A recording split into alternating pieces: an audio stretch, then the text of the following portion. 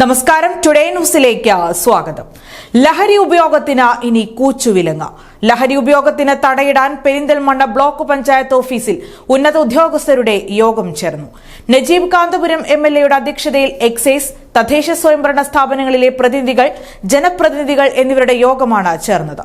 ഓണക്കാലത്തോടനുബന്ധിച്ച് ലഹരി ഉപയോഗവും വിപണനവും വർദ്ധിക്കുമെന്നതിനാൽ അതിന് തടയിടുന്നതിനായാണ് ഉദ്യോഗസ്ഥരുടെയും ജനപ്രതിനിധികളുടെയും യോഗം. നിങ്ങളുടെ നിക്ഷേപങ്ങൾക്ക് UGS ഗ്രൂപ്പ് നൽകുന്നു അതിവേഗ വളർച്ച. UGS ഗ്രൂപ്പ്, സ്വപ്നങ്ങൾക്ക് വിശ്വാസത്തിന്റെ കയ്യൊപ്പ്.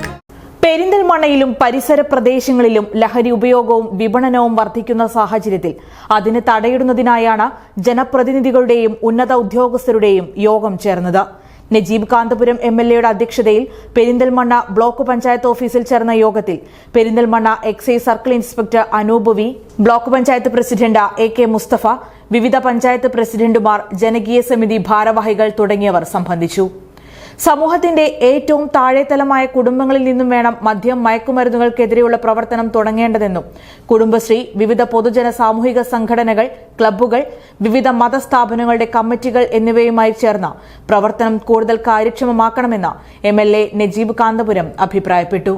കുടുംബശ്രീകളാവട്ടെ, നമ്മളെ ക്ഷേത്ര കമ്മിറ്റികള്, മഹല്ല് കമ്മിറ്റികള്, അങ്ങനത്തെ പൊതുസ്ഥാപനങ്ങള്, ക്ലബ്ബുകള്, ഇതെല്ലാം യോജിപ്പിച്ചുകൊണ്ട് നമുക്ക് അതിലേക്ക് കൊണ്ടുപോകാം. പിന്നെ ജനപ്രതിനിധികൾ എന്ന നിലക്ക് പഞ്ചായത്ത് തലത്തിൽ നമുക്ക് ഇതിന്റെ ഒരു മോണിറ്ററിംഗ് ഒരു ബോഡി നമുക്ക് പഞ്ചായത്ത് തലത്തിൽ ഉണ്ടാക്കാം. എന്നിട്ട് നമുക്ക് അതിനുള്ള ഒരു സെറ്റപ്പ് ഉണ്ടാക്കാം. ലഹരി ഉപയോഗത്തിന് തടയിടുന്നതിനായി ഓരോ 3 മാസം കൂടുമ്പോഴും ഇത്തരത്തിൽ മോണിറ്ററിംഗ് കമ്മിറ്റി ചേർന്ന കാര്യങ്ങൾ വിലയിരുത്തണമെന്ന് block panchayat president advocate AK Mustafa പറഞ്ഞു. ഓരോ കുടുംബയോഗങ്ങളിലും എക്സൈസ് ഡിപ്പാർട്ട്മെന്റിൽ ഇതിന് പറ്റുന്ന ആളുകളെ വെച്ചുള്ള ഈ ഉത്ബോധന ക്ലാസ്സുകൾ നടത്തണം.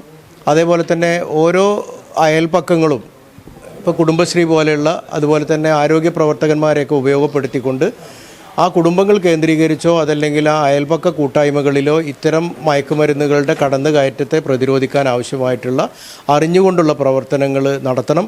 അതിന് സ്വാഭാവികമായിട്ടും വാർഡ് പ്രതിനിധികൾ എന്നുള്ള നിലക്ക് വാർഡ് മെമ്പർമാർക്കും അവിടുത്തെ സാമൂഹ്യ പ്രവർത്തകർക്കും ഒരുപാട് കാര്യങ്ങൾ ചെയ്യാനുണ്ട്.